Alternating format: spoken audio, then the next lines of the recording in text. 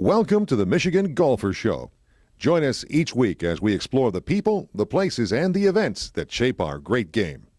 Hi, I'm Jack Berry, and I'm here at Bloomfield Hills Country Club talking to Mike DeVries, who's doing the restoration project here. And Mike has been around the country and around the world and designing and redesigning, and he's going to tell us a little bit about what's going on in the world of golf and then the world of redesigning and what's happening.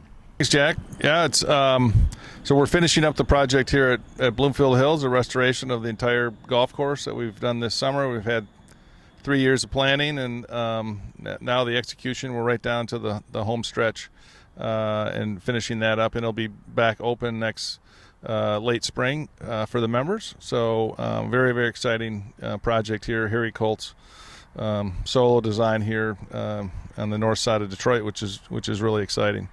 Been doing a lot of restoration work with unusual with COVID. You'd think that's really bad for most things, but golf has seen a lot of excitement and record numbers of people playing. People want to get out, they want to be in the fresh air, and they're kind of rediscovering it. And I've seen a lot of that. I did a little bit of adjustment stuff at Siwanoy Country Club out in New York, late spring, early summer. They did a clubhouse restoration, and the putting green got blown up basically. So I had to redo that, and it was very interesting because families would come out at 3 or 4 o'clock in the afternoon. Everybody was sequestered at home. Of course, we were outdoors, doing construction, which was acceptable. But they would come out, and the dads would say, "It's this gym class, let's go." And so it's exciting because they were carrying their bag. Kids were carrying their bag. I saw an 8-year-old. He'd carry his bag for 9 holes, and love the game.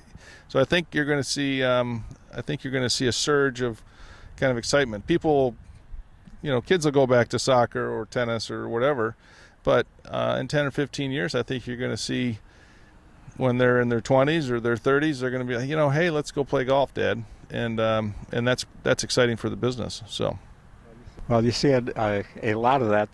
Both the USGA, the PGA, and the Masters, and pushing junior golf. And gosh, well, you look at the tour now; they're all college kids anymore. I mean, when I was growing up, there was nothing like what it is today.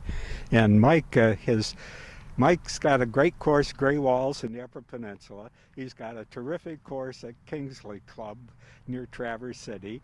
He's got another one at Pilgrim's Run, which is a wonderful course over in the west side of the state, just northwest of my daughter's in Cedar Springs. And then farther down, Diamond. Now, what's one of Grand Rapids? The Mines? Diamond Springs, southwest of Grand Rapids. And then the Mines, which is basically downtown Grand Rapids, right downtown, yeah. So Mike is a real Michigander. Kingsley Golf Magazine just came out with their new top 100 in the U.S., and Kingsley made they're at 79th in the U.S., so that was pretty exciting. That just came out about a week and a half ago. Yeah. So that's and they do make finally they recognize a lot of the new courses and actually courses that have been getting restored, like Bloomfield Hills is. Yeah. This might come back on the radar for some people. I think it's always been a very understated place, known for its quality, and I think it'll get more buzz now, from a golf standpoint, not just the club atmosphere. It's a fantastic club, great people here.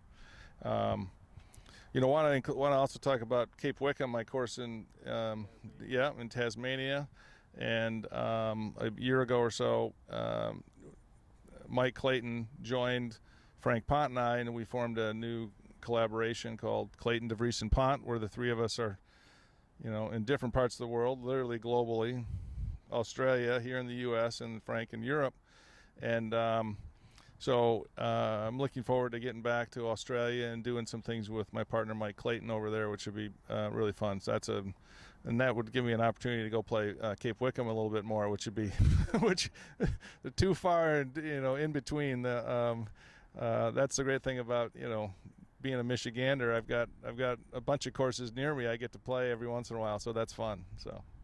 Well, mentioning Tasmania, that's a large island south of Australia, and if you go onto Mike's website, he has a piece that you see a few of the courses that he's been at, and Tasmania, wow, that Cape Wickham is gorgeous. Spectacular, yeah. It's probably the most spectacular site I've ever seen, for a golf course. It's so diverse with how you exchange and sort of interact with the ocean. Holes that are, the 11th hole is practically in the ocean. I mean, it's right at sea level. The rocks are, right next to the tee. The waves are washing in front of you. Yep, huge lighthouse. Yeah, 157 feet tall, and just a spectacular setting, amazing. And King Island is about a 40-minute flight from Melbourne, so it's very remote, but it's not totally isolated. It is isolated, but it's not. It's easy to get to, and the island's fantastic. Best cheese you can have in the world. The dairy there is amazing. Yeah, really, really good beef and cheese. So if you're a beef and cheese fan, definitely visit. That's right. You and Tom Doak went down south of the equator. He got a couple in New Zealand, and you're in Tasmania. So it's a beautiful country down there.